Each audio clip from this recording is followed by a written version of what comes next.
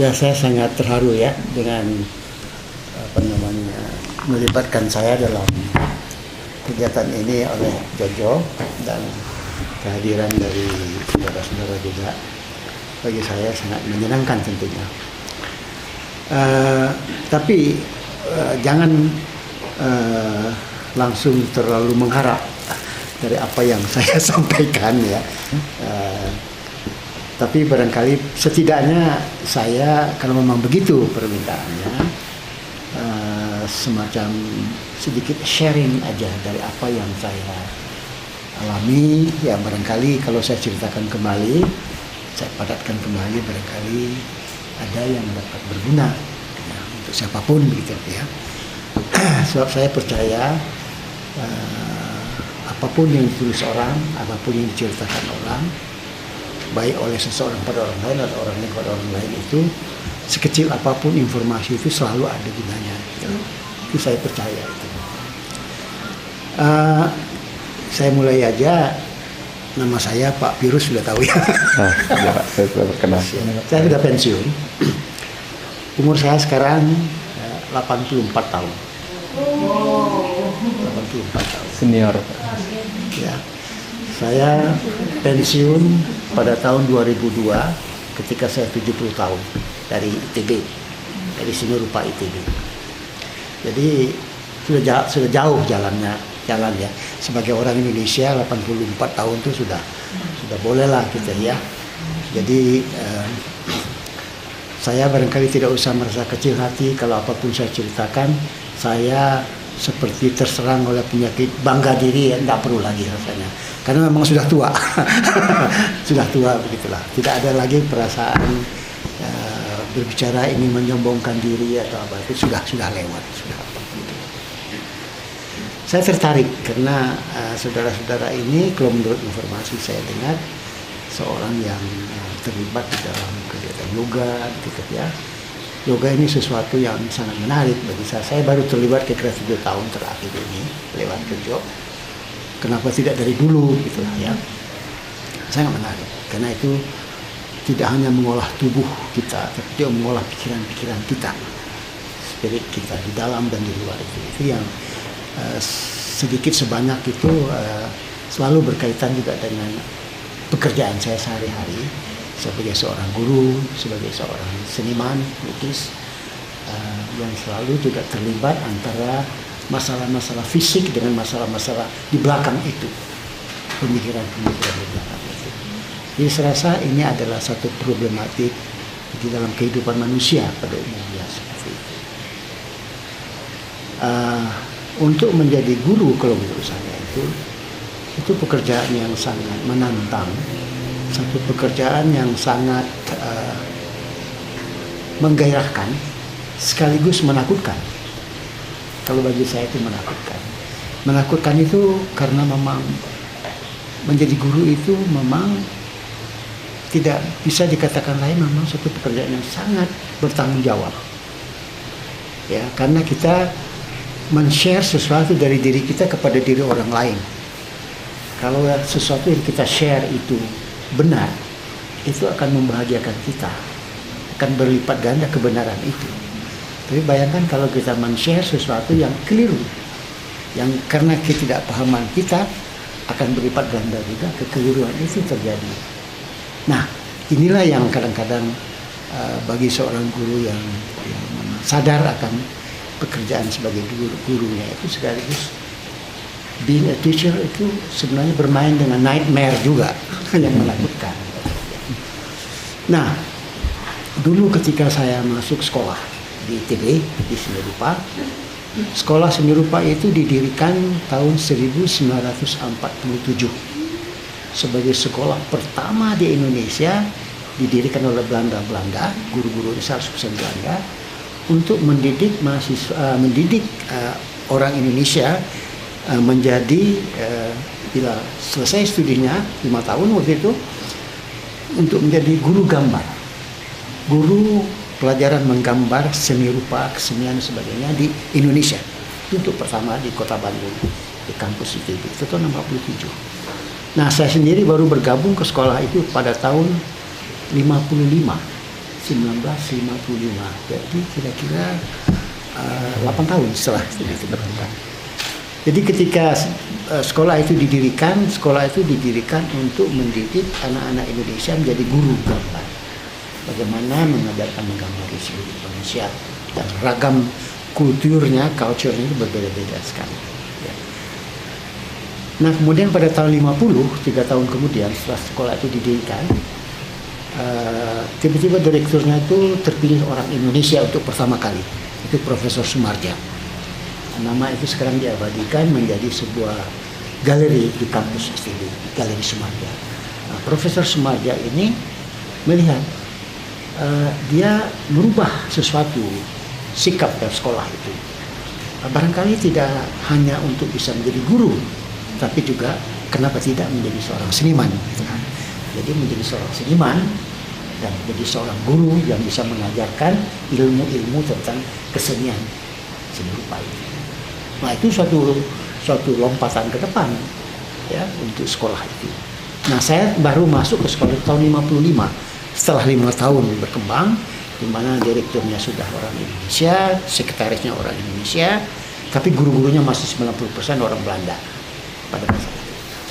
Jadi belajarlah saya di sana tahun 55, 56, 57, 58, 59. Ketika akan tamat 59, itu saya sadar, loh, kalau saya nanti kalau lulus dari sekolah ini akan menjadi guru gambar, guru melukis, guru seni rupa.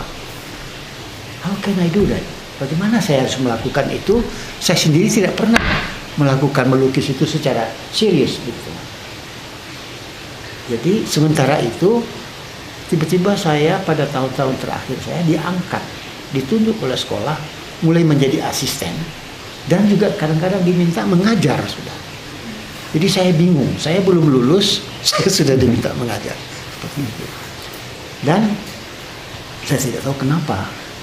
Barangkali sekarang saya tahu setelah panjangnya, rupanya saya dulu murid yang pandai di kelas itu. Biasanya dulu kan dilihat kalau murid yang pandai diminta itu membantu gitu. Waktu itu saya nggak sadar sama sekali. Begitulah. Jadi setelah saya mulai menjadi asisten, mengajar menggambar, membuat drawing, semacam-macam lah. Ilmu dekoratif juga beberapa teori begitu. Kemudian saya mulai sadar. Ini bagaimana saya menjadi guru nanti kalau saya tidak tahu melukis itu bagaimana. Padahal saya harus menjadi guru seni lukis itu sendiri. Gitu. Untuk itu mulailah saya membolos di sekolah. Saya banyak di rumah, saya melukis di rumah. Karena saya tidak pernah channel di sekolah, karena di sekolah itu ada memang jurusan melukis. Saya tidak belajar melukis. Ya, hanya 2 jurusan, melukis dan menjadi guru. Saya menjadi guru. Karena itu saya mengambil di rumah sendiri. Dengan mendengar, menyimak, kemudian melakukan di rumah. Setahun, 2 tahun. Sehingga kesibukan saya itu melalaikan saya untuk bisa meluluskan saya pada tingkat pendidikan saya. Sementara saya sudah menjadi guru. Kemudian sampai pada tahun keempat, itu direktur kami, Profesor Sumarja, mengatakan, panggil saya, terus kamu kenapa tidak lulus? Kamu main-main saja. Padahal kamu sudah ditunjuk sebagai asisten, sebagai dosen gitu. Saya anggap kurang bertanggung jawab. Kami mempercayai kamu, tapi kamu tidak memberikan kepercayaan itu. Terus saya terpaksa mengaku kepada Pak Sumarja. Saya bilang saya tidak main-main, tidak bolos bisa, tapi saya bekerja di rumah, saya melukis terus. Kenapa? Karena bagaimana saya bisa menjadi guru, Pak, kalau saya tidak bisa melukis? Dia tercenung mendengar itu. Apakah tidak cukup kamu dengan melihat yang ada di sekitar ini gitu? Saya bilang saya rasa tidak cukup. Saya takut sekali kalau anak didik saya nanti itu satu ketika salah menerima apa yang saya berikan, yang kurang paham saya berikan. Ya, tapi kamu harus lulus. Oh, saya bilang kalau perkara lulus itu tidak perkara besar pada saya rasanya. Oke lah, kalau saya harus lulus, saya janjikan pada Bapak semester depan saya akan lulus. Benar saja, setelah itu saya berhentikan kegiatan di rumah. Begitu saya mulai mengadakan penelitian intensif dalam 6 bulan saya selesai dengan suatu tesis yang saya buat tentang seni lukis dan seni poster perjuangan zaman revolusi dulu. Nah, itu kira-kira hanya untuk meluluskan saja. Jadi lulus. Nah, setelah lulus itu tiba-tiba pada saya itu ada dua kemampuan, yaitu bagaimana kemampuan menjadi guru sesuai dengan yang saya pelajari, dengan segala persyaratan-persyaratan, segala ilmu-ilmu yang dibutuhkan untuk menjadi seorang guru, ilmu pedagogi, ya, mengajar, ilmu belajar mengajar, tentang psikologi, tentang macam-macam berbagai ilmu yang memahami tentang manusia itu bagaimana kira-kira. Nah, sejak itu saya resmi menjadi dosen di sana, dan saya itu merasa lancar sekali berhubungan dengan mahasiswa-mahasiswa. Karena di samping saya juga ada beberapa teman yang lain juga diberi tugas yang tidak mengambil pelajaran mengajar itu, pedagogi itu.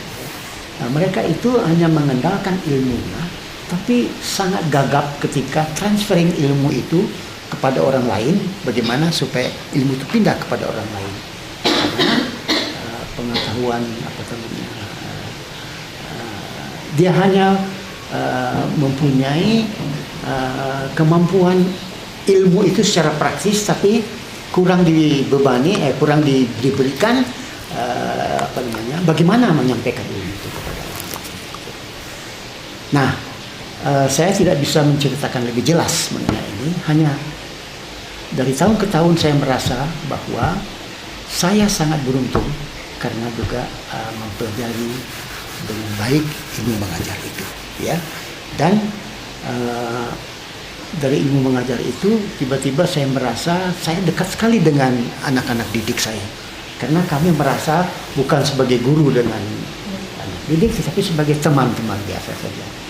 Jadi dari pengalaman yang panjang itu saya juga tidak tahu apa yang bisa saya sampaikan kepada saudara-saudara, tapi satu hal yang banyak hal nanti setelah saya menceritakan pendahuluan ini bisa Anda menanyakan hal-hal yang langsung nanti kita bicarakan. Misalnya saya mencoba selalu berhubungan dengan siswa-siswa saya itu tidak menempatkan diri saya sebagai seorang guru. Artinya begini, tidak mau saya meletakkan bahwa saya lebih tahu dari dia. Ya, kan?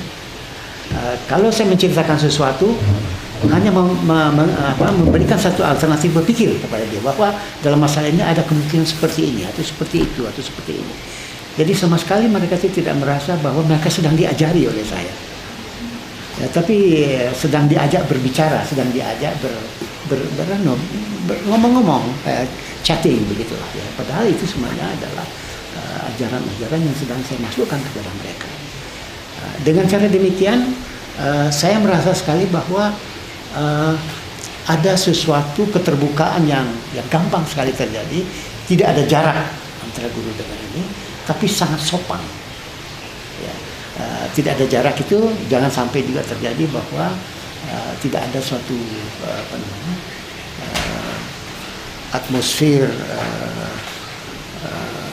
yang kaku yang membuat ada kecurigaan atau tidak efisien dan sebagainya begitulah ya. Itu satu. Jadi sehingga kadang-kadang sering juga kalau saya mulai masuk misalnya kelas saya jam 8 misalnya ya. Itu begitu saya masuk terus saya ngobrol dulu, ceritakan apa isi koran pagi itu. Saya cerita, saya memang baca koran beberapa kali. Ya. Saya cerita mengenai koran itu, berita ini, ya, ngobrol kamu bagaimana, tanpa disadari saya mulai masuk ke dalam pelajaran hari itu. Nah di situ, jadi tiba-tiba mereka itu ada yang bertanya, Pak, kapan kita mulai kuliah, Pak?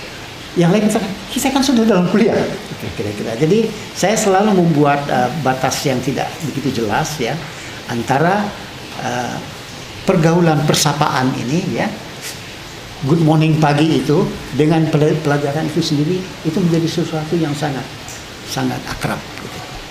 Sehingga mereka itu tidak merasa tegang, tidak merasa tiba-tiba seperti menghadapi sesuatu ilmu yang berat diterima, tidak, tapi masuknya dengan cara yang sangat sangat ya begitu, sangat santai gitu lah kira-kira begitu. Itu cara saya juga demikian gitu ya. Saya rasa dalam pengalaman saya bertahun-tahun sudah itu memang itu barangkali cara yang berkesan barangkali itu ya. Saya merasanya itu sekarang kalau saya berjalan keluar ke mall kemana saya ketemu dengan, kadang-kadang saya sudah lupa itu pernah murid saya begitu ya, mereka semua akrab dengan saya gitu, dekat, jadi merasa tidak pernah ada sesuatu yang bersentuhan tidak enak, tapi selalu seperti sahabat gitu ya. Itu diantaranya itu. Nah, beberapa poin yang lain barangkali yang bisa juga saya sampaikan itu, kadang-kadang saya berpikir menjadi guru itu lebih kurang sama seperti menjadi seorang tukang kebun, gardener, tukang kebun. Misalnya kalau sebidang tanah, saya punya sebidang tanah, saya akan berkebun bunga di sana, atau berkebun buah-buahan atau apapun. Seorang tukang kebun yang baik itu kan kita lihat bahwa di kebun itu sering sekali ditanam tidak hanya satu macam bunga, tapi ada bunga melati, ada bunga ros, ya, ada bunga gladiol atau bunga apa, banyaklah, sampai 10-15 bunga ditanam di sana. Nah, bagi seorang tukang kebun yang baik, dia tidak boleh hanya menyiram atau merawat atau memupuk bunga-bunga yang dia sukai saja. Misalnya dia suka sekali bunga ros, jadi setiap pagi dia hanya melihat bunga ros itu dan menyiramnya dan memupuknya, sedangkan bunga-bunga lain dengan itu tidak diperhatikan oleh dia. Sehingga pada suatu ketika yang berkembang mekar itu adalah ros itu, yang lain itu tidak berkembang. Nah, di sini terjadi sebenarnya kelalaian sebagai seorang tukang kebun yang baik. Good gardener itu sudah terabaikan. Dia tidak memperhatikan bunga-bunga yang lain yang juga mempunyai hak untuk berkembang, ya, untuk berseri, untuk subur dan sebagainya. Nah, hal yang sama itu juga bisa terjadi dalam sebuah kelas. Dalam sebuah kelas di mana kita berhadapan dengan 10, 15, 20 orang, 25 orang anak yang berbagai tipenya, ya berbagai kondisi ada pada diri anak itu sejak dia dilahirkan. Ada anak-anak yang introvert, ada anak-anak yang ekstrovert. Introvert itu yang banyak diam, yang ekstrovert itu yang bergerak keluar gitu. Seperti juga ada yang memikir ke dalam, ada yang celah keluar gitu ya. Itu sebenarnya adalah kekayaan keragaman daripada berbagai manusia.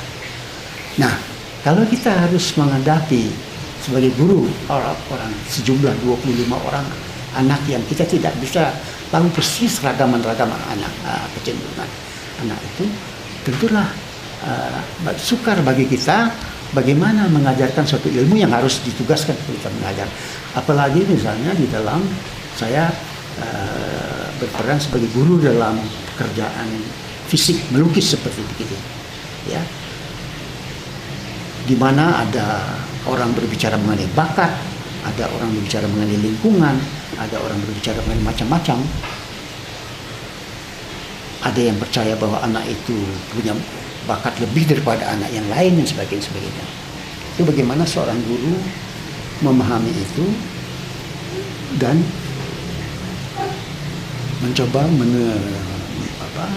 menerapkan bimbingan dan menyerapkan bantuan konsultasi kepada anak itu secara baik sehingga anak-anak itu menjadi sesuatu yang berkembang ke depan dalam ilmu itu selama tahun-tahun dia di bawah ajaran kita. Itu penting sekali. Ada satu cara yang sederhana. Karena saya juga sebagai seorang guru, tapi juga sebagai seorang pelukis, karena saya mengembangkan tadi kemampuan yang saya ceritakan tadi itu, paling mudah bagi saya mengajarkan kepada anak-anak didik saya itu seperti apa yang saya lakukan. Itu paling mudah. komposisi warna saya, segala macam itu saya ajarkan kepada mereka. Tiba-tiba dalam tempo beberapa tahun ada 25 orang pelukis lagi yang seperti saya. Ada 25 orang virus-virus kecil. Gitu ya. Itu paling mudah. Cuma pertanyaannya kalau kita bertanya, apa itu benar? Apa harusnya seperti itu? Bisa saja iya, bisa juga tidak. Kalau bisa iya, kalau kita ada, oh ya memang kenapa tidak? Memang ada masa seperti itu, di mana kita lihat di Eropa ada sanggar-sanggar dan sebagainya itu ya, yang semuanya sesuai dengan master yang mempunyai sanggar itu, anak-anak yang bekerja di sana itu kan harus seperti itu. Tetapi di dalam dunia yang berkembang secara demokratis ini, serius demokrasi ini, saya rasa barangkali ada alternatif yang lain, yaitu bahwa mengembangkan setiap anak itu sesuai dengan fitrah anak itu sendiri. Menurut saya itu lebih cocok dan itulah yang sebenarnya saya alami atau saya lakukan, saya amalkan seperti itu. Jadi kesukaran pada saya itu adalah mengintip kemampuan anak itu. Bagaimana saya menduga kemampuan yang ada pada anak itu. Dengan menduga itu mencoba mengalihkan, mengangkat dia ke platformnya sendiri sehingga berkembang sesuai dengan fitrah yang ada pada dirinya. Tetapi jalan yang saya tunjukkan dengan kemampuan pendidikan saya itu sehingga dia berkembang atas bentuknya sendiri, atas dasarnya sendiri, atas darahnya sendiri, sehingga dia menjadi seorang anak yang mungkin menjadi seniman yang baru, yang sangat berbeda dengan saya. Begitulah kepada setiap anak itu saya melihatnya seperti itu. Karena begitu menjadi guru seperti itu sangat melelahkan. Karena kita tidak bisa mukul rata, tidak bisa kita beri tugas semuanya nanti tinggal diperiksa. Saya tidak melihat itu sebagai sesuatu cara menjadi guru yang baik. Jadi saya mencoba selalu meresek, melihat anak itu ada pada border yang mana, ada pada platform yang bagaimana. Nah itu yang saya coba tunjukkan jalannya sehingga dia mencapai prestasinya sendiri gitu. Ya, saya malah tidak happy kalau saya melihat dia cenderung seperti apa yang saya lakukan sebagai seniman. I'm not happy. Ya, saya lebih senang kalau saya melihat ada sesuatu yang baru yang berkembang pada anak itu. Dengan begitu, mimpi saya akan berbahagia apabila terwujud ke depan itu ada 25 seniman baru yang sangat berbeda dengan saya. Gitu. Nah, tentu ini mudah sekali saya ceritakan. Tapi apakah sebegitu mudah juga dilaksanakan? That's the problem. That's the question. Ya. Nah, karena mendidik itu tidak seperti membuat kue. Diaduk hari ini, dibakar hari ini, keluar bisa dimakan hari ini. Oh ini enak, itu tidak enak. Ini salah, itu tidak begitu. Pendidikan itu at least 5 tahun satu generasi. Setelah 5 tahun, dia baru masuk ke dalam masyarakat untuk membuktikan lagi 2, 3, terus sampai 5 tahun ke depan. Pada waktu itu dia baru tahu, kita baru tahu, oh, ini keliru. Kalau keliru itu dosanya pada siapa? Nah di situ yang saya katakan tadi itu menjadi guru itu pekerjaan yang sangat menyenangkan tapi juga sangat berat, sangat membahagiakan tapi juga sangat mengerikan. Nah itulah yang menjadi pikiran saya setelah umur 84 tahun ini. Dari mulai saya mengajar tahun 60, 40 tahun lebih saya mengajar. Dari menjadi asisten sampai menjadi guru besar gitu, sampai pensiun gitu. Selalu ketakutan apakah saya keliru memberikan. Nah untuk mengecek keliru atau tidak keliru itu kita tidak boleh berhenti sebagai seorang yang mengajarkan ilmu. Kita juga harus terus menggali ilmu kita sendiri supaya kita tetap selalu banyak masukan-masukan yang bisa kita berikan kepada siswa itu. Jadi kira-kira seperti itu. Ya. Nah, kalau Anda mengajar, kalau Anda menjadi guru sesuai dengan juga guru yang sebelumnya, itu juga bagus. Itu juga bagus. Tetapi seperti dunia ini tidak berjalan. Ya. Dunia ini bergerak tapi tidak berjalan. Ya. Ya. Atau orang berkeringat, ya, berkeringat tapi di tempat. Kira-kira seperti itu. Betul nggak?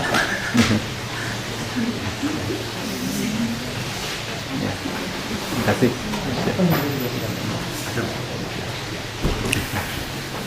Oke, barangkali itu sebagai permulaan ya. Barangkali saya senang sekali setelah ini jangan saya yang berbicara. Saudara-saudara yang berbicara atau mengajukan atau men-share pendapatnya lagi atau apa gitu, nanti kita lihat, kita bisa bertukar pikiran gitu ya. Oke. Ya, silakan teman-teman, ada yang akan disampaikan, ditanyakan.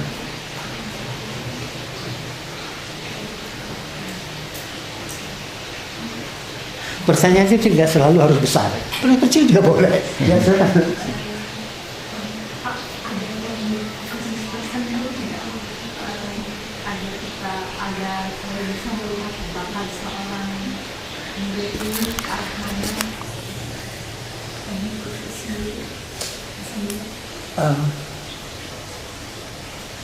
itu teknik khusus, memang saya tidak suka memakai teknik khusus itu.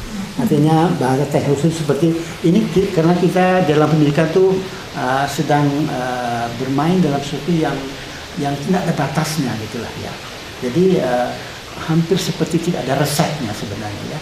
Tetapi disitulah ada kepekaan di dalam ya. Nah, tentu saja ada tuntunan ilmu untuk itu ya. Tetapi itu hanya tuntunan. Tapi selebihnya itu adalah kontak kemanusiaan kita. Ya, pertama dalam melakukan menjadi guru itu harus penuh dengan kasih sayang. Kita harus kasih betul kepada anak didik kita. Tanpa itu kita sukar memberikan share yang bagus ya dari kita. Nah, kalau ada terjadi suatu hubungan batin yang seperti itu, ya sayang, cinta dalam arti pendidikan ya, sharing ilmu, bukan cinta dalam arti fisik, dalam arti sebenarnya bukan itu. Tapi saya ingin sekali bagaimana anak ini pada suatu ketika menjadi lebih pintar daripada masanya sekarang, bahkan lebih pintar dari gurunya sendiri. Ya. Nah, satu hal lagi juga saya bisa mengatakan bahwa saya sangat bahagia apabila yang pernah menjadi murid saya itu lebih pintar dari saya. Saya akan happy sekali itulah. Misalnya, ini karena bukan orang Bandung ya. Ya, di Bandung itu ada seorang seniman yang sangat terkenal sekarang, namanya Sunario, Pak Sunario. So, hebat sekali, lebih hebat dari saya. Tapi murid saya dulu itu. Nah itu yang membuat saya sangat bahagia. Kalau saya ajarkan dia bagaimana seperti saya, mungkin dia tidak bisa melampaui saya. Tapi kalau saya berikan dia bagaimana dia bisa melampaui saya. Nah itu, ya. Jadi guru itu seperti itu. Jadi ukurlah anak itu atas anak itu sendiri. Jadi begini, jangan kita mengukur saudara yang berbaju merah ini. Ketika saya menilai dia, saya membanding-bandingkan dia dengan yang berwarna kuning ini, berwarna hijau ini. Ya, itu dapat satu perbandingan berbeda, tapi itu perbandingan yang palsu menurut saya. Perbandingan yang benar itu adalah anak yang berbaju merah itu dengan anak yang berbaju merah itu juga. Jadi apa yang dia lakukan tahun ini dengan apa dia sudah lakukan tahun depan dan tahun berikutnya itu yang kita bandingkan. Is he progress or not? Ya, karena dia punya berangkat dari dia. Bagi saya itu pendidikan itu adalah keajaiban membuat seorang anak yang tidak mampu menjadi mampu, anak yang katakanlah bodoh menjadi pintar. Itu pendidikan. Nah, jadi saya sangat menyukai pendidikan yang pendekatannya itu individual. Jadi saya kurang suka membuat pendidikan itu menjadi sesuatu yang terbuka, terbuka bagi saya, membandingkan ini dengan itu, ini dengan itu. Itu menurut saya kurang fair gitu lah. Saya pernah lihat ilustrasi, jadi ada gambar sebuah pohon, depannya ada macam-macam binatang, dari monyet, jerapah, ikan, terus sapi, dan jadi semacam pohon ini ujiannya. Tapi pesertanya yang didatang ini dengan kemampuan yang berbeda-beda. Nah, di Indonesia kan pendidikan sekarang kayak gitu kan. Jadi si anak potensinya tidak dikembangkan sesuai dengan kemampuan individu, tapi lebih disamaratakan seperti itu. Jadi kira-kira cerita saya tadi itu berkisar kepada yang disampaikan oleh tadi itu ya. Saya sangat cenderung kepada cara pendidikan yang individual begitu ya. Jadi bagaimana meningkatkan anak itu meningkat atas prestasinya sendiri gitulah ya. Ya. Jadi jangan dibanding tiba-tiba dia menjadi hebat sekali karena dibandingkan dengan anaknya lebih bodoh. Kan kita tertipu kan. Atau dia menjadi sangat anak yang bodoh itu karena dia dibandingkan dengan seorang yang sangat pintar. Dan kita juga tertipu. Anak ini tertipu tentang dirinya sendiri. Tapi kalau kita bandingkan dia dengan dia sendiri dalam prestasinya itu membuat dia sangat stimulatif dalam gerak-geraknya. Kalau dia mau dia bisa. Kalau dia tidak melakukannya tidak dapat apa-apa. Ya, kalau dia banyak bertanya dia akan dapat jawaban. Ya, seorang yang tidak pernah bertanya bagaimana mendapat jawaban. Misalnya. Jadi pergolakannya itu adalah tantangan yang dibuat, ya, challenge yang dibuat adalah pada anak itu sendiri sangat individual. Gitu. Saya percaya itu. Karena itu saya dalam kelas saya hanya kalau saya ragu-ragu saja saya terpaksa membuat suatu ujian. Kalau tidak, saya tidak pernah membuat ujian di kelas saya. Ujiannya adalah anak itu datang sesuai dengan jumlah yang harus dibutuhkan pada satu semester. Kalau satu semester sekian kali masuk, dia mau mengikuti itu atau cuma kurang 10%, itulah ujiannya. Kalau dia setengah misalnya satu kurang dari setengah dia tidak mengikuti kuliah saya, itu dia tidak perlu ujian, dia tidak perlu apa lagi, dia tidak lulus. Saya itu sangat toleran tapi juga sangat keras. Dia harus mengulang lagi. Jadi karena saya mengajar di bidang seni rupa, saya boleh mengatakan hampir nyaris bisa mengatakan tidak ada anak yang tidak bisa melukis. Karena saya tidak mau membandingkan si A dengan si B dengan si C. Saya membandingkan si A itu prestasinya sendiri. Dan melukis itu adalah suatu ungkapan, suatu ekspresi tentang dirinya sendiri. Nah, mungkin saya agak kolot dalam hal ini, ya.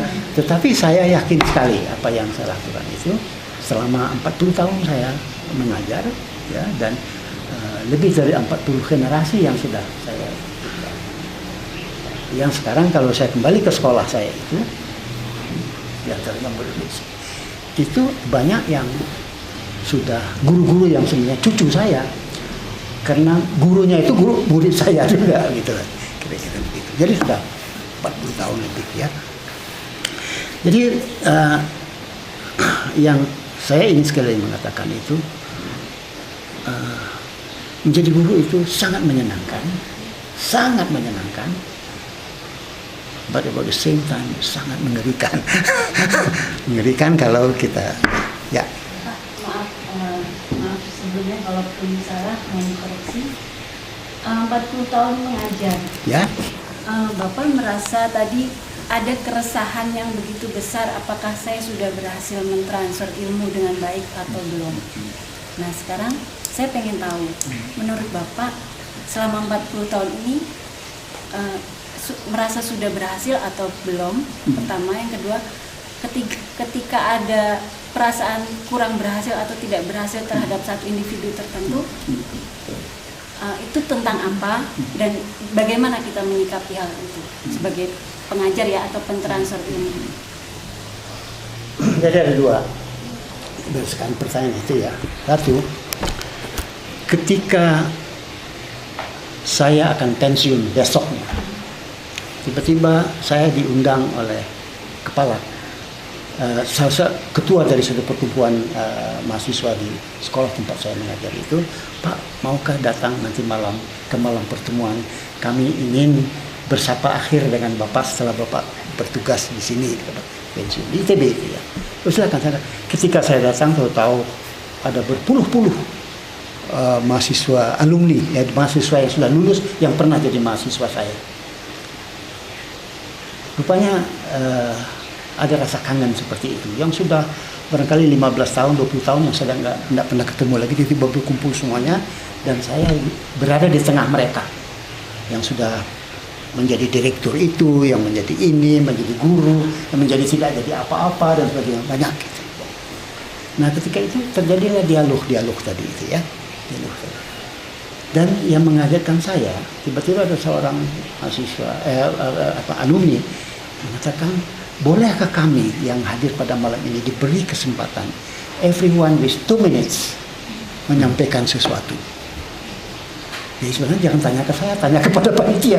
Saya kan diundang di sini. Tiba-tiba terjadi begitu. Saya tercengang karena hampir yang hadir itu setiapnya menunjuk untuk bisa berbicara 2 menit. Apa yang dikatakan itu mengejutkan saya. Karena dia selalu mengingatkan kembali momen di mana bagi saya tidak begitu penting, tapi bagi dia itu penting sekali momen itu. Pak Pirus masih ingat dah, pada tahun segini, bulan ini, kejadian ini di sudut kampus kita di sana tuh, saya menanyakan kepada Bapak ini, Bapak menjawabnya seperti ini. Itu saya ingat, itu yang merubah sikap saya atau apa-apa. Hampir semua itu positif, begitulah. Ya, di situ saya merasa, oh ya, saya sudah melakukan semuanya yang bisa saya lakukan. Yang apa pada saya sudah saya berikan tanpa pamrih, tanpa apa begitu. Itu menjawab yang pertama, ya. Dan yang kedua, ketika pada besoknya saya betul-betul membuka pameran di aula timur ya, pameran goodbye, ya.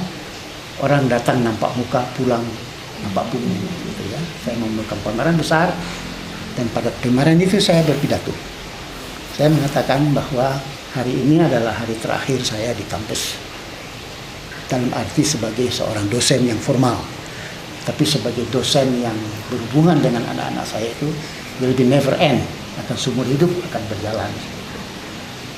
Tapi ada satu yang saya rasakan, boleh kalau saya katakan dengan gembira, hati lapang. Pada hari ini saya merasa saya hatinya sangat lapang, dan seperti bersiul-siul kecil saya meninggalkan kampus ini, pulang ke rumah. Itu yang saya katakan. Tidak ada post-power syndrome ya Pak? Tidak ada power syndrome tidak ada. Tidak ada sesuatu penyesalan. Tidak ada sesuatu yang dulu kenapa tidak saya sampaikan itu, kenapa tidak saya ajarkan. Saya pejamkan mata, saya sudah memberikan seluruhnya. Karena itu tidak ada beban. Tidak ada beban sama sekali. Yang sementara itu saya tahu banyak sekali kolega-kolega saya, teman-teman saya, menghadapi hari pensiun itu seperti menghadapi hari yang tidak tentu bagi mereka itu. Karena pada waktu itulah baru datang penyesalan barangkali karena kenapa saya tidak pernah menjadi guru yang baik sebelumnya. Sehingga banyak juga murid-murid yang memang tidak suka kepada guru-guru. Tapi alhamdulillah menurut saya itu sampai sekarang saya itu tidak pernah merasa ada murid yang pernah sakit hati pada saya. Malah banyak yang merasa Pak Pirus itu bukan guru saya tapi juga bapak saya. Mereka seperti itu. Nah, jadi karena itulah saya seperti bersiul-siul kecil meninggalkan kampus ketika saya pensiun. Pensiun bagi saya hari yang sangat bahagia. Saya bisa kembali ke studi saya. Alhamdulillah saya diberikan kesehatan masih, diberikan umur, diberikan kesehatan, diberikan masih berguna untuk orang lain. So dengan begitu saya tidak menyesali dan tidak ada yang, justru dari situ saya mulai memikirkan, memungut semuanya butir-butir yang tadi saya ceritakan itu. Ini perlu saya sampaikan. Jadi gitulah. Ya. Yang kuat, saya seperti pendengaran saya Ke depan. Pertanyaannya sih mungkin biasa ya, tapi manusiawi gitu. Kan Bapak ngajar nih 40 tahun. Selama 40 tahun mengajar, suka ada rasa jenuh nggak Pak Firus? Terus mengatasinya gimana? Misalkan lagi jenuh nih, saya ngajar menurut itu mengatasinya gimana Pak? Anda jenuh kalau yang Anda ajarkan hari ini sama dengan besok. Yang digajikan besok sama dengan seterusnya. If you are repeating the same thing, Anda akan jenuh. Tapi kalau misalnya apa yang Anda ajarkan hari ini pada bidang yang sama, pada ilmu yang sama, berbeda dengan tahun berikutnya, Anda akan tetap tegang dalam arti serius ya, dan begitu seterusnya. Jadi seorang guru itu menjadi jemu apabila dia memakai materi yang sama setiap tahun, setiap semester. Itu pernah saya berbicara agak keras dan juga agak sedikit marah di sekolah saya itu dulu. Pada minggu-minggu sebelum kuliah dimulai, ada rapat besar antara semua staf pengajar membagikan tugas. Artinya memastikan kembali tugas semester ini, si A mengajar ini, si B mengajar itu, dan seterusnya. Tiba-tiba ada seorang teman saya mengatakan seperti itu. Saya minta, saya tidak mengajar itu lagi. Saya harus berhenti dulu, atau saya mengajar mata yang lain, atau apa begitu. Saya waktu itu jadi dekan. Saya menangkap dekan pada ketika itu. Terus apa? Saya katakan, kenapa Anda tidak mau menyerah? Oh, saya bosan. Kenapa Anda bosan? Ya bosan saja. Ya saya tanya, karena Anda membuat statement bosan, saya ingin tahu. Kenapa Anda bosan? Karena yang menjadi guru itu bukan Anda sendiri, kita semua jadi guru. Jadi problem Anda itu problem kita. Nah di situ akhirnya saya ceritakan, kamu bosan itu karena kamu tidak mengembangkan dirimu, kamu tidak membuat dirimu lagi menjadi sumber memberikan ilmu pada orang lain. Ya. Kamu seperti suatu baterai yang tidak di-charge lagi. Kamu hanya pakai saja, sehingga suatu ketika habis tenaganya itu. Tapi kalau kamu charge, anytime kamu charge, kamu akan punya baterai yang cukup. Kemudian pada kesempatan yang lain yang lebih santai, ya, saya bercerita. Saya berikan contoh pada dia apa yang saya lakukan dalam satu mata kuliah yang saya pegang pada waktu itu, yaitu sejarah seni rupa Islam. Sejarah seni rupa Islam ini diajar oleh seseorang. Kemudian anak ini, guru ini, ditugaskan oleh sekolah untuk mengambil doktornya ke Perancis. Ini mata pelajaran tidak ada yang bisa memberikan itu. Saya bilang, oke, dah saya ambil. Saya menjadi gurunya. Bagi saya ilmu itu tidak asing bagi saya, dan saya memang banyak kaitannya dengan apa yang saya lakukan sehari-hari, ya segala macamnya. Dan saya seorang yang juga senang sekali membaca. No problem bagi saya kalau saya tiba-tiba harus membaca 10-15 buku dalam satu semester untuk kepentingan itu, no problem bagi saya. Kemudian saya ambil. Sementara itu saya juga sangat aktif di luar. Pagi hari sampai siang saya di kampus. Keluar saya punya suatu kumpulan di mana seniman-seniman, desainer-desainer,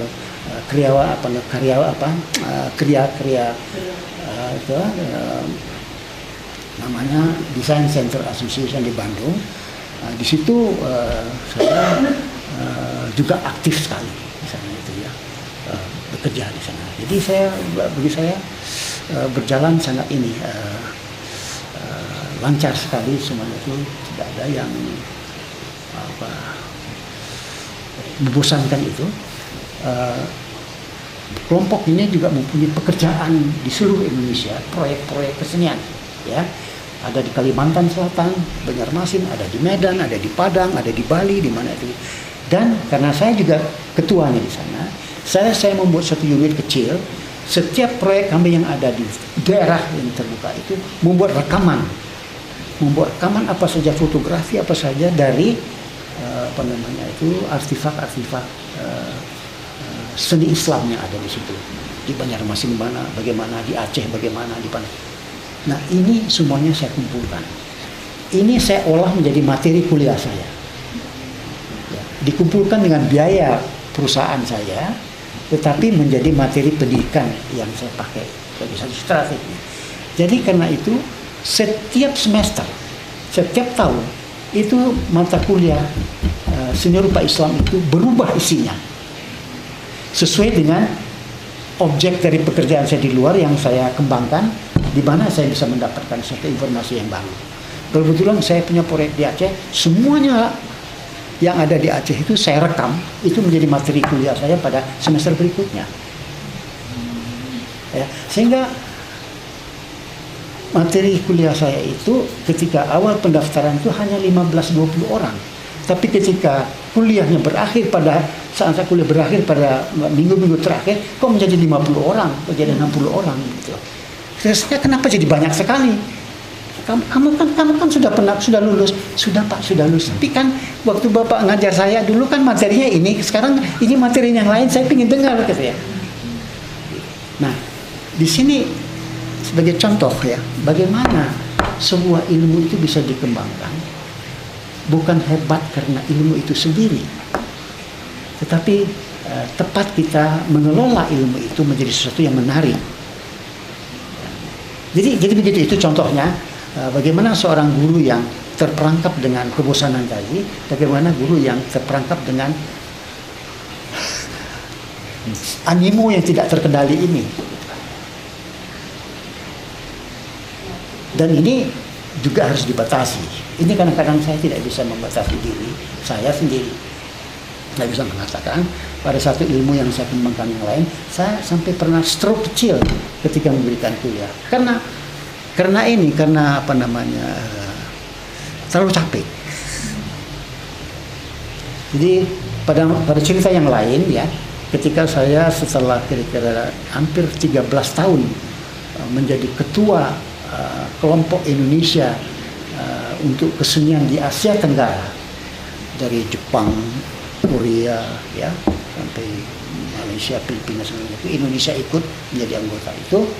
Kemudian setelah 12-13 tahun saya berkeliling dengan itu, saya dapat pengalaman itu, dan saya pikir sampai waktunya saya harus membuat suatu mata kuliah baru di level S2 di sekolah saya untuk memahami apa yang terjadi perkembangan seni rupa modern di Asia Pasifik ini 100-200 tahun sebelumnya, supaya Indonesia itu paham untuk menerima perkembangan itu, karena kita pada waktu itu sedang berada pada kemungkinan perkembangan besar di Asia Pasifik sebelum gagal tahun 98 itu, kira seperti itu. Nah, di situ saya banyak sekali mempergunakan bahan-bahan itu, sehingga kuliah-kuliah saya itu menjadi sangat menarik, walaupun sebenarnya sangat sedikit buku yang dipakai karena belum ada bukunya, tapi semuanya bergantung kepada koleksi dari data-data yang dibuat oleh saya sendiri, oleh guru. Saya membuat slide banyak sekali. Saya mengontak orang banyak sekali seniman-seniman di tiap-tiap negara di Asia Pasifik ketika kita berpameran. Karena pameran itu berkeliling setiap negara tiap tahun. Ini contoh lain, bagaimana entusiasme itu dibangun oleh kita sendiri menjadi guru. Jadi menjadi guru itu bisa pekerjaan yang monoton gitu, tapi juga pekerjaan yang sangat dinamik. Bergantung pada kita. Bagaimana kita menempatkan itu.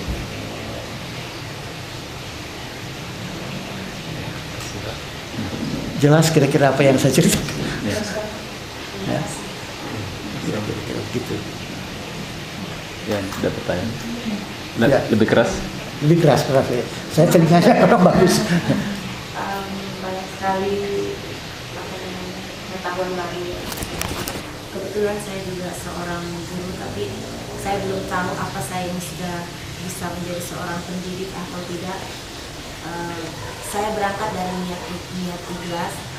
Saya mengelola satu yayasan yang kami mengumpulkan anak-anak di daerah di sekitar kami, karena di sana memang di kota Bau-Bau, Pak, akan saya dari Bau-Bau. Itu daerah yang memang alamnya itu tidak menyediakan, tidak sesubur Pulau Jawa yang bisa membuat penduduknya bisa memperoleh kebutuhan sehari-harinya di situ, sehingga banyak masyarakat itu yang harus keluar merantau kemana-mana, sehingga anak-anak itu banyak yang terlantar. Dan kebetulan kami diberi kesempatan oleh Allah untuk mengumpulkan anak-anak yang tidak tercover di dalam, tidak diperhatikanlah pendidikannya oleh keluarganya.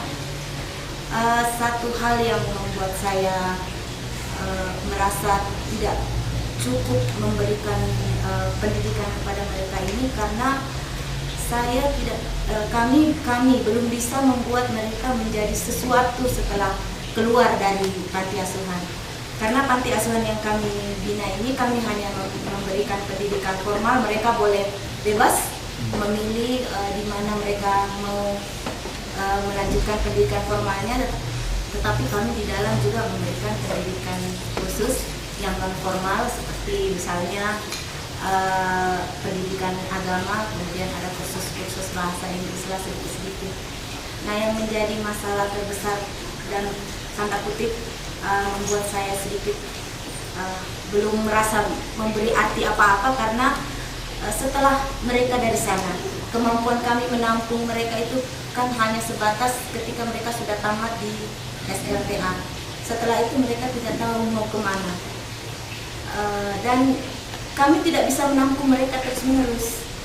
Tidak bisa menampung karena akan datang lagi yang tamat SD, SMP, karena masih banyak juga di daerah sekitar situ yang agak jauh, karena daerah kami itu kepulauan, Pak. Itu masih belum tersedia sarana pendidikan yang memadai, sehingga mereka memang harus ke kota, ke Bau-Bau, dan kamilah yang menampung anak-anak itu. So itulah yang menjadi problem, itu saya belum bisa menjadikan mereka itu sesuatu setelah keluar dari situ. Karena kadang-kadang ada yang setelah tamat SMA mereka pulang ke kampung, ya kembali mencangkul, atau ada yang malah pergi ikut orang tuanya merantau menjadi kuli bangunan di luar negeri atau apalah begitu. Apa sih Pak yang kira-kira tips yang bisa Bapak berikan kepada saya, sehingga bagaimana sih membangun kemampuan pribadi mereka itu supaya bisa tetap survive, bisa tetap menjadi seseorang yang mampu minimal menghidupi dirinya sendiri lah, tidak harus kembali ke kampung. Dan karena kalau untuk melanjutkan kuliah juga kami tidak punya kemampuan untuk membina mereka sampai ke tingkat itu, hanya pada sampai tingkat SMA. Itu pun juga kami harus menghubungi sekolah yang mereka pilih itu. Ada rekomendasi dari kami bahwa ini anak binaan kami dari panti asuhan kami, mohon untuk tidak dibebani dengan segala macam. Memang sekarang ada, sebenarnya tidak ada itu pendidikan gratis, Pak. Memang SPP itu ditiadakan memang, tetapi ada beberapa hal lagi itu yang memang butuh, tetap butuh. Di Indonesia ini boleh saya bilang itu tidak ada itu pendidikan gratis. Jadi saya mohon, siapa tahu ada petunjuk yang bisa saya bawa pulang nanti. Semoga anak-anak saya terlepas dari panti asuhan itu nanti bisa menjadi lebih mandiri, bisa menjadi berarti. Dan Oke. Jelas sekali ya, yang dikemukakan itu. Itulah problem di dalam pendidikan. Jadi pendidikan yang kita anggap itu besar sekali, sebenarnya sangat kecil di dalam modalnya untuk hidup itu.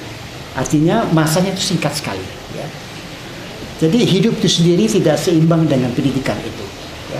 Maksudnya begini, kalau ibu mendidik seseorang, sebenarnya ibu tidak mendidik orang itu menjadi seniman, atau menjadi guru, atau menjadi pedagang, atau menjadi ahli teknik dan sebagainya itu. Yang ibu ajarkan, yang ibu didik dalam masa pendidikan kita itu adalah prinsip-prinsip dasar bagaimana menjadi seorang seniman, bagaimana menjadi seorang pedagang, bagaimana menjadi seorang. Kalau itu sudah ibu berikan dengan baik, ibu sudah selesai tugasnya. Jadi jangan pernah merasa kecewa ketika anak didik itu tidak pernah menjadi seniman, tidak pernah menjadi pedagang. Itu masalah yang lain, itu masalah kehidupan yang kita juga tidak paham. Jadi kalau menurut saya, ya, pendidikan itu adalah suatu proses panjang yang dimampatkan oleh sistem pendidikan tadi itu menjadi sesuatu takaran-takaran kecil, porsi-porsi kecil yang sebenarnya itu bisa didapat juga tanpa pergi ke sekolah dari pengalaman hidup itu sendiri. Tapi pengalaman itu yang dimampatkan menjadilah pendidikan formal ini. Ya. Nah, setelah kita memberikan itu dan dibuktikan dengan kita memberi sebuah sertifikat kepada anak didik itu, kamu sudah lulus, sudah selesai tugasnya. Nah, kemudian tugas anak itulah sendiri dan masyarakat itu sendiri membuktikan apa yang diberikan itu berhasil atau tidak. Anak itulah nanti akan menentukan dirinya, berhasilkah dia merealisasikan apa yang dia dapat di dalam pendidikan dia itu. Kalau dia dapat, dia orang yang beruntung. Tapi kalau dia tidak dapat, dia orang yang merugi. Nah, ketika saya masih mahasiswa baru 2 tahun, saya pernah menghadapi sekali ceramah diberikan oleh pelukis Affandi. Semua orang kenal pelukis Affandi, pelukis Indonesia terbesar. Sekarang sudah meninggal. Pada waktu itu dia masih muda. Ya, dia baru pulang dari luar negeri, dari apa dia memberikan ceramah. Ceramah dia itu ada esensi yang saya ingat sampai dengan sekarang, yang saya pakai sebagai bekal untuk juga pengetahuan. Dia bilang begini, dia ceramah itu di sekolah seni rupa Bandung. Dia bilang, kalau kalian adik-adik nanti tamat dari sekolah ini setelah 5 tahun, kalian dapat sertifikat diploma, itu membuktikan kepada dunia bahwa kalian sudah selesai menerima dasar-dasar pengetahuan teori dan dasar-dasar pengetahuan praktika dalam bidang seni rupa. Anda dibuktikan dengan adanya diploma itu. Tapi setelah itu, apakah betul kamu akan menjadi seorang seniman? Itu yang membuktikan kamu menjadi seniman itu kamu sendiri. Berapa lama kamu bisa membuktikan itu? Setahun? 2 tahun? Tahun ketiga baru dikenal, oh dia jadi seniman yang muda yang baru. 4 tahun, 5 tahun, atau seumur hidup tidak pernah menjadi seniman. Itu misteri hidup itu di situ. Tapi tidak usah membuat kecewa proses pendidikan ini, karena proses pendidikan tugasnya memberikan itu, memberikan senjata, memberikan ilmu untuk dipakai oleh anak didik itu dalam mengaktualisasikan hidupnya. Nah, semua barangkali dalam ketika mengajarkan isi pengetahuan tentang apa yang dia harus dapatkan itu, kita juga memberikan dia pandangan-pandangan bagaimana sebenarnya hidup dalam masyarakat itu. Itu barangkali tambahan yang bisa diberikan, bahwa kenyataan di dalam dunia pendidikan sebagai ilmu berbeda dengan kenyataan ilmu bersama di dalam realita hidup yang sebenarnya. Itu yang bisa kita jembatani. Kalau ini bisa diberikan tambahan, barangkali itu ada gunanya. Tapi the rest itu adalah bukan tanggung jawab kita lagi sebagai guru, itu tanggung jawab masyarakat dan tanggung jawab nasib anak itu sendiri. Seperti juga kita melihat batu bata itu diciptakan sama semuanya, dipadatkannya sama, dibakarnya sama. Tapi ketika dipakai, ada yang untuk membuat WC, ada yang buat untuk mimbar tempat kita sholat dan sebagainya. Bahan batunya juga sama, nasibnya yang berbeda. Ya kan? Jadi tidak semuanya bisa kita selesaikan dengan pendidikan itu. tentu kita concern. Karena itu bagi saya juga menjadi guru itu tidak selesai hanya menjadi guru. Juga barangkali diteruskan sebagai dikatakan banyak anak didik saya menganggap saya bapaknya. Artinya bapak spiritualnya. Ya. Nah, kalau bisa kita bangun itu, kita selalu ada kontak. Itu sebab meja ini selalu ada di sini. Walaupun saya sudah sekian belas tahun pensiun, tapi meja itu masih ada. Kejadian seperti ini masih ada. Ini transferring yang never end di dalam kehidupan kita antara seorang yang memang merasa dirinya bisa memberikan sharing kepada orang lain, dan ada orang yang bisa menerima sharing itu. Itu tidak boleh dihentikan, tapi juga jangan dibuat menjadi suatu pemikiran-pemikiran apa sih, kegelisahan sehingga menggelisahkan kita karena tidak berhasil. Memang tidak semuanya bisa kita selesaikan, apalagi kalau kita tidak melakukan. Kita melakukan saja banyak yang tidak selesai gitu. Nah, itulah rahasia menjadi guru itu sangat misterius, penuh dengan hal-hal yang positif tentunya yang paling banyak, tapi negatif itu adalah salah kita memahami, itu bisa negatif. Ya. Ini ada ini saya perkenalkan, ini istri saya juga kenal. Ya, Erna, ya, dia juga Banyak sekali. ya ada skandal dulu lah, dia murid saya. Ya, ketika saya jadi gurunya, saya lihat ini bolehlah saya ambil. Dia juga melukis, itu lukisan dia yang besar itu, yang batik itu. Ya. Dan di belakang sana juga lukisan dia. Tapi dia tidak pernah lain selain daripada istri saya dan ibu dari anak-anak saya. Tidak boleh mengajar, tidak boleh apa. Ya. Satu lagi Pak, Ya. Kebetulan di tempat saya juga itu ada playgroup ya, ada TK. Ya kita kan kebanyakan ada kelas seni melukis. Itu biasanya standar-standar saja sih anak-anak yang biasanya. Tapi kalau kami suruh menggambar bebas atau mewarnai bebas, itu kadang-kadang ya standar lah, daun itu warnanya hijau, terus laut itu warnanya biru, awan putih dan sebagainya, matahari warna kuning di antara dua gunung, itu kan biasa. Nah, tapi terkadang kami menemukan anak-anak yang sedikit ekstrim seperti itu.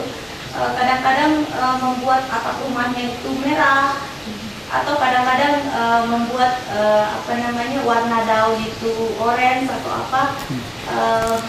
Itu kadang-kadang ibu guru ya, karena saya kadang-kadang berjalan-jalan melihat teman-teman guru mengajar, itu masa ada daun warna ungu? Itu gimana itu Pak? Benar apa tidak itu? Biasanya ibu guru itu kan juga suka begitu. Jadi bagaimana itu Pak? Mereka sebaiknya memberikan sedikit tentang pengetahuan seni rupa kepada anak usia ini. Itu anak-anak didik yang ibu hadapi itu umur berapa? Kebetulan belum lama Pak, ada lembaga pendidikan juga, ada panti asuhan juga. Jadi panti asuhannya itu anak dari taman SD sampai taman SMA. Tapi lembaga pendidikannya itu ada lembaga pendidikan anak usia dini, itu berasal bukan anak-anak yang Usia berapa? Usianya antara 3 sampai 6 tahun yang di lembaga pendidikannya. Tapi panti asuhannya itu usia antara 10 sampai 19 tahun. Oke. Boleh saya cerita lebih banyak? Iya. Karena ini pemahaman tentang manusia itu sendiri. Ya. Jadi dulu penelitian saya itu tentang ini sebenarnya. Ya. Jadi begini, mengajar menggambar pada anak-anak itu ada kadang-kadang kekeliruan pada pandangan guru bagaimana mengajar menggambar pada anak-anak. Ada guru yang menganggap mengajarkan menggambar pada anak itu adalah mengajarkan supaya anak itu pintar menggambar. Itu benar dan salah. Benar sedikit, salahnya besar. Ya. Sebenarnya anak itu tidak perlu diajar menggambar. Sebab menggambar pada anak itu adalah proses aktualisasi lingkungan. Artinya anak pada usia 3 tahun dia baru pandai ketawa, belum pandai berbicara, baru pandai berkata-kata, 1 kata 2 kata, tapi belum bisa merangkai kalimat, belum bisa menyampaikan pikiran, tapi menyampaikan rasa sakit dengan rasa senang, sakit dengan menangis, senang dengan ketawa. Ya. Pada masa itu kalau kita minta anak itu menggambar, bagi dia juga menggambar itu bagian daripada mengungkapkan dirinya. Ya. Jadi tidak, bagi anak seperti itu tidak perlu bahwa menggambar manusia itu ada proporsi, tangan seukuran begini dibanding segini dengan muka sebanding dengan itu, bagi dia itu omong kosong, tidak ada, dan tidak peduli itu. Bagi dia belum peduli kepada anatomi, belum peduli kepada kebenaran warna, bahwa langit biru ini yang ibu katakan biru, kemudian hijau yang ibu katakan hijau. Bagi dia itu tidak ada tuh kamus seperti itu. Bagi dia itu kamus, saya mau mengatakan sesuatu, mau mengekspresikan sesuatu. Maka itu pada anak-anak itu lebih tepat dikatakan mengajar ekspresi, bukan mengajar menggambar. Jadi menggambar pada anak itu adalah suatu upaya dia memahami lingkungannya. Ketika dia menggambar, kita melihat ada kepala dengan 2 kaki begitu aja. Nah, pada ketika itu kita bertanya, itu gambar dia, karena dia melihat orang itu dengan seperti itu. Pemahaman dia itu, dia melihat muka, dia melihat orang itu berjalan. Jadi 2 penting, muka itu adalah muka, itu jalan itu adalah kaki. Lebih daripada itu tidak ada pada dia itu. Nah, pada ketika kita tanya, loh, ini kaki, ini kepala, ini badan, ini di mana? Oh iya, baru dia tambah badannya. Kita terus bisa bertanya dengan kesabaran kita sampai satu ketika dia bisa memahami secara utuh anatomi manusia itu. Dia belajar lingkungannya itu, mengembangkan dari sistem merasa dengan berpikir. Jadi kita melatih dia dari tingkat merasa kepada tingkat berpikir. Jadi proses menggambar itu adalah proses dirinya sebagai ekspresi kepada satu dirinya sebagai pikiran. Ya, jadi karena itu gambar-gambar pada anak-anak umur sampai 5-6 tahun itu jauh lebih menarik, jauh lebih hidup, jauh lebih fantastis, jauh lebih imajinatif dibanding dengan setelah dia umur 12 tahun. Karena umur 12 tahun dia sudah mulai bisa berpikir, pikirannya sudah berkembang. Itu yang menggoda dia, apa benar yang sebelumnya tidak ada padanya, apa benar itu. Karena itu gambarnya menjadi kaku, gambarnya menjadi jelek, dan nyaris tidak lagi indah, tidak lagi menarik bagi kita, bagi saya terutama sekurang-kurangnya. Tapi gambar anak-anak itu sangat menarik karena pure, masih perasaan-perasaan itu. Nah, dalam arah seperti begini, apa yang kita maknakan dengan mengajar mereka menggambar? Itu omong kosong kan? Nah, jadi menggambar pada anak itu sebenarnya ada salah satu yang bisa dikatakan sebagai guna pendidikan pada menggambar anak itu adalah memberikan kesempatan pada anak itu kebiasaan menentukan sesuatu oleh dirinya sendiri. Itu benar. Misalnya begini, ketika di depannya kita letakkan warna merah, warna hitam, warna kuning, warna hijau, sebagainya, ada selembar kertas, kita beri dia puas. Pada ketika itulah dia memilih dengan puas ini kemana dia celupkan. Ke yang kuning, dia kuning. Sudah kuning, ke sini. Itu keberanian memilih. Keberanian menentukan mengambil kuning bukan yang hitam.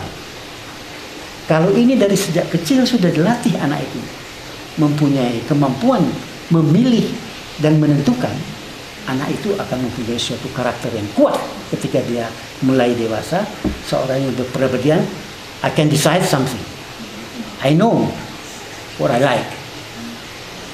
Nah, jadi menggambar pada anak itu, kalau saya itu melihat inilah proses pembentukan pribadinya, bukan kemampuan menggambar. Oh, ini gambar jelek, itu omong kosong. Ya, yang betul itu menurut saya itu adalah proses menggambar itu bila jalankan seperti konsep yang saya ceritakan tadi itu, kita membantu anak itu terbiasa mengenai karakter atau attitude yang baik, yang positif di dalam ketika dia kelak menjadi seorang polisi, menjadi seorang politisi, menjadi seorang guru, menjadi seorang seniman, kemampuan memilih, menentukan, memastikan, ya, menentukan satu bagaimana, tidak seperti Jokowi ragu-ragu gitu. Karena waktu kecil dia tidak diberi menggambar seperti itu. Itu jadi menggambar itu menurut saya relasinya kepada pembentukan karakter, bukan kemampuan. Omong kosong. Karena gambar itu adalah ekspresi daripada perasaan dan kemudian berkembang jadi ekspresi daripada rasionya. Itu. Hah? Silakan Mas, dikerasin. Ya, ada mana?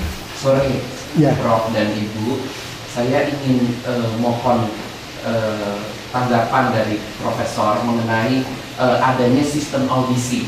Jadi di tempat saya kami ada sekitar 900 murid yang memang harus kami kelompokkan berdasarkan kemampuan mereka. Nah, akhirnya kami membuka beberapa kelas untuk termasuk untuk kelas drawing, dan kami fokuskan untuk pembuatan wajah memang, dan ada kelas-kelas beberapa art lainnya. Nah, karena jumlah yang terlalu banyak sehingga satu kelas ini tidak mungkin menampung seluruh anak, tetapi yang mendaftar banyak sekali.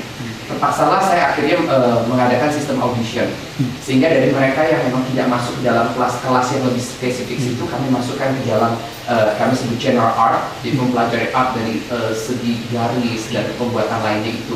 Nah, bagaimana Prof melihat situasi seperti ini? Karena memang dari hasil audisi itu mereka yang tidak terima di kelas ini merasa sangat kecewa dan sedih.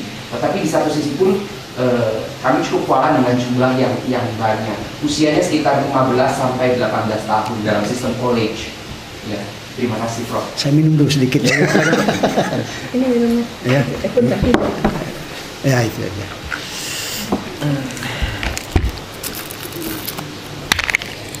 Oke. Mau sambil makan ini? Ya. Bisa? Ya, menarik sekali karena Anda memakai satu term audisi. Audisi itu baru dikenal sekarang. Sebelum itu dikenal sebagai USM, ujian saringan masuk, atau screening, ya, dulu itu ya. Ini menarik sekali karena saya kebetulan memimpin sebuah sekolah yang minat publik terlalu besar kepada sekolah itu. Kemampuan kami menerima setiap tahun itu kira-kira 100 orang. Tapi yang mendaftar untuk masuk itu kira-kira 3.000 orang. Ya. Nah, jadi bagaimana kita menyaringnya kan? Bagaimana kita ujian saringan masuknya? Bagaimana membuat audisi untuk itu? Ya, itu menarik sekali. Jadi dari pengalaman yang bermacam-macam itu ada yang bisa saya ceritakan sebagai suatu pengalaman yang di dalamnya terkandung reevaluasi terhadap satu kebenaran yang dianggap itu benar.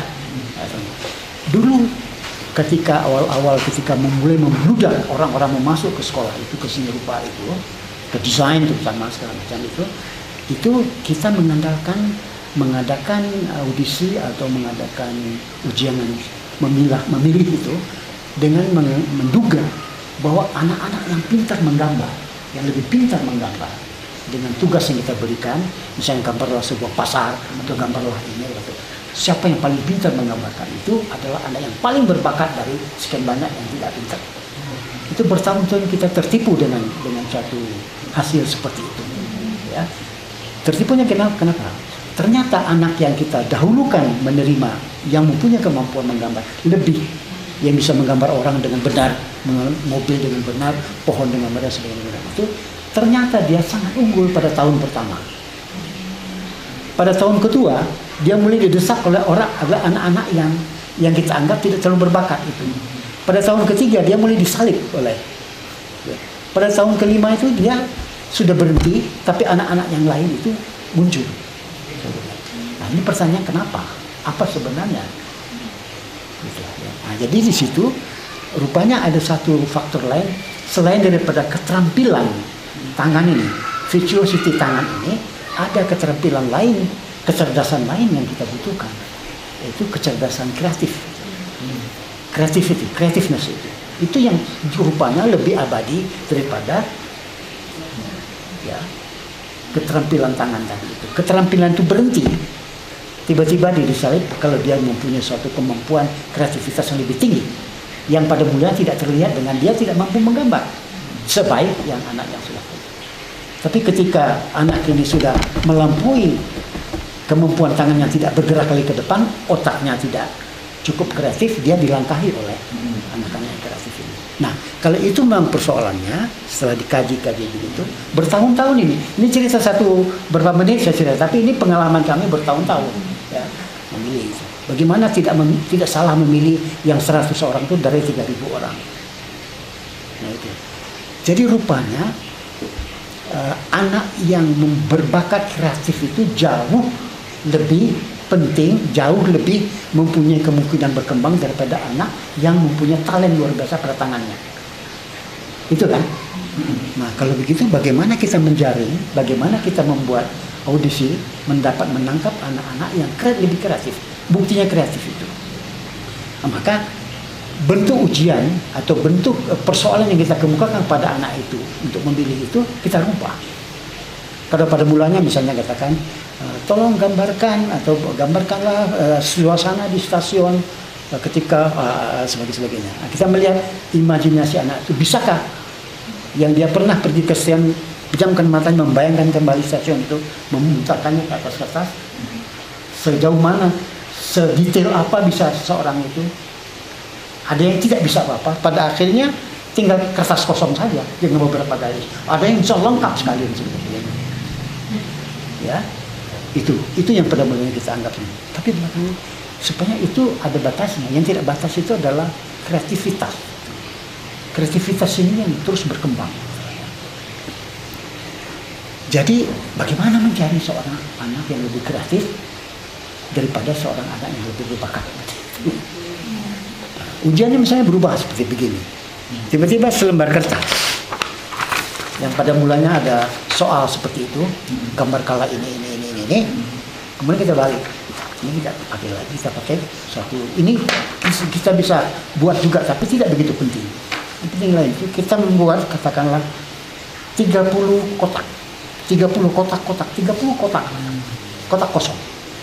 Dengan soalnya dalam waktu 5 menit berikanlah 30 alternatif kepada bentuk segi 4 itu. Segi 4 itu bisa menjadi apa? Dalam waktu 5 menit. Anak yang kreatif itu bisa satu jadi tas, satu jadi rumah, satu jadi mobil, satu jadi lemper, satu jadi apa saja. Dalam 30 menit dia ke 30 kemungkinan itu terjelma menjadi 30 macam itu. Itu artinya dia kreatif. Kreatif, imajinatif. Ya. Tapi juga anak yang tidak, dia berhenti pada kotak kelima, hilang akalnya. Apalagi ya. Itu artinya dia tidak kreatif. Mungkin anak yang menjawab 30 kreatif itu, dia tidak begitu pintar menggambar. Tapi ininya jalan. Nah, jadi audisi itu juga sesuatu yang harus hidup. Ya. Tidak berhenti pada bagaimana membuat soal, tapi juga harus diteruskan kepada bagaimana memeriksa soal. Ya. Jadi kita kadang-kadang pintar sekali membuat soal, tapi tidak pintar memeriksanya. Jadi tidak bisa memilih mana yang benar, mana yang tidak. Itu kembali itu pekerjaan guru. Karena itu pekerjaan guru itu luar biasa. Jadi Prof, kalau saya boleh simpulkan untuk sistem audisi ini kan memang tetap perlu ada, hanya dilihat dari sudut pandang lebih ke arah kreativitas daripada siswa. Itu salah satu contoh dalam bidang saya. Oh, oke. Ya, itu contoh. Maksud saya memang ke dalam bidang. Ya. Jadi saya mau mengatakan bahwa tidak ada semua itu yang bisa dilakukan sama setiap tahun. Oh. Kita selalu harus memeriksa secara kontekstual kepada situasi sekarang. Sebab manusia ini juga, masyarakat kita juga berkembang. Ketika saya pada tahun 1972 mendirikan disiplin ilmu pertama kali di seluruh Indonesia, graphic design atau desain komunikasi visual sekarang, itu saya yang mendirikan di ITB. Saya belajar di Amerika, pulang ke sana tahun 71, tahun 72 saya dirikan pertama kali di only one di sekolah ini. Sekarang sudah kita 70 sekolah di seluruh Indonesia, 70 university di mana saya membuat sekolah itu. itu apa namanya sesuatu yang harus berkembang terus. Jadi setiap tahun kita harus memikirkan kembali, makanya harus ada review. Jadi kita membuat kurikulum kan. Kurikulum itu juga sekurangnya 5 tahun sekali kita ada review untuk melihat apa sih masukan-masukan yang baru. Ya, ketika awal-awal ketika sekolah grafik desain pertama didirikan itu kita belum kenal yang namanya komputer dan segala macam, tidak ada. Komputer grafik itu tidak ada. 40 tahun kemudian semuanya tangan ini manual hampir digantikan oleh komputer itu. Untuk itu sistem pendidikan harus disesuaikan. Ini pendidikan itu satu barang yang hidup, yang harus dipupuk, yang harus direvisi. Gitu. Kalau berhenti kita memperhatikan, berhenti kita merevisinya itu, kita tiba-tiba terjebak kepada sesuatu yang outdated. Itu. Terima kasih Pak. Ya. Mari minum. Ya, silakan Pak. Sambil minum gitu. Sambil mikir mau nanya apa minum. Saya tempatin deh. Terima kasih banyak. Ini baca apa? Ya.